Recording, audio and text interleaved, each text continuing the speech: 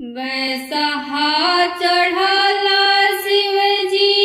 गुरु मतयनी हो कि केकरा घरवाना हो कि केकरा घरवाना हम हुली बसड़वा हो कि केकरा घरवाना। हाथ जोड़ी पैया परी बोले ले सेवा का लोगा हमरा घरे ना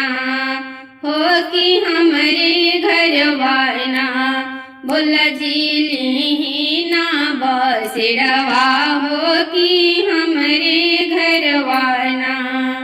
बोला जिली ना बसड़वा हो कि हमरे घरवाना। हम रोज बाड़ी भोल जी पादारी तिरियवा हो कि भूखल बाड़ी ना होती जिया बरतिया हो कि भूखल बाड़ी ना मोल जीती जाके बरतिया हो कि भूखल बाड़ी ना। जुग जुग जी असबाबु तोहारो ललन हो कि अन धन सेना भरल रहे भंडरवा हो कि अन धन सेना भरल रहे तोहर भंडरवा हो कि अन धन सेना। लाली लाली डोलिया चढ़ी अइली गौरी मैया हो कि केकरा घरवाना हो कि केकरा घरवाना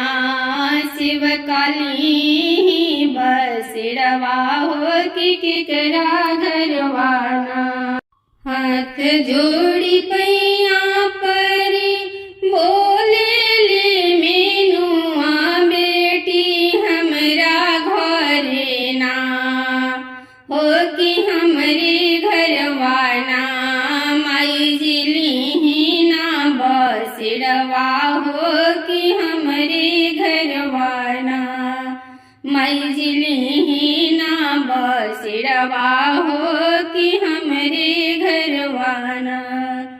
जुग जुग बाढ़ो बेटी मांग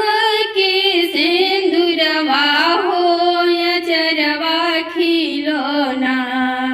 हो या चरवा तोहरोना खिलल रहे तोहर बगिया हो या चरवा तोहरोना खिलल रहे तोहर बगिया हो या चरवा तोहरोना खिलल रहे तोहर बगिया हो या चरवा तोहरो